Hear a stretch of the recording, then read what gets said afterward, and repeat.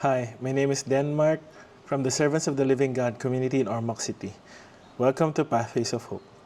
Our reflection today comes from the Gospel of Mark, chapter 16, verses 9 to 15. And it says, "When Jesus rose early on the first day of the week, he appeared first to Mary Magdalene, out of whom he had driven 7 demons. She went and told those who had been with him, and who were mourning and weeping. When they heard that Jesus was alive, and that she had seen him, they did not believe it. Afterward, Jesus appeared in a different form to the 2 of them, while they were walking in the country. These returned and reported it to the rest, but they did not believe them either. Later, Jesus appeared to the 11 as they were eating. He rebuked them for the lack of faith and their stubborn refusal to believe those who had seen him after he had risen.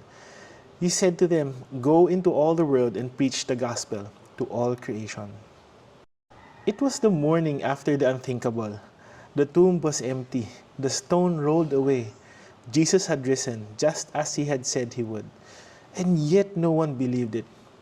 Mary Magdalene, the one who had been freed from 7 demons, saw him first. Her tears turned to joy. Her fears turned into fire. She ran to the others to tell them, but they didn't believe her. Then Jesus appeared to the 2 followers on the road. They too went to share the good news. Still doubt remained. Finally, Jesus stood before the 11, and though they had failed him, they fled from him and refused to believe the reports. Jesus didn't give up on them. He rebuked their unbelief, but he didn't reject them. Instead, he entrusted them with the greatest mission ever spoken. Go into all the world and preach the gospel to all creation. And that right there is the beauty of our God. He meets us in our weakness. He steps into our broken belief, and he says, "Go, I still choose you." And isn't that what so many of us need to hear today? That we don't have to be perfect to be sent. That our doubt doesn't disqualify us. That God can use even our most painful moments to shine His resurrection light. Let me share a story that echoes this truth so powerfully. It's the story of Jeremy Camp. I know many of you know him, a Christian artist whose voice has inspired millions. But behind the music is a story of deep sorrow and deeper surrender. In his early 20s, Jeremy fell in love with a young woman named Melissa, who was battling cancer. They prayed for healing, they believed in miracles, and for a time, it seemed that the battle has won. They got married, clinging to hope and faith.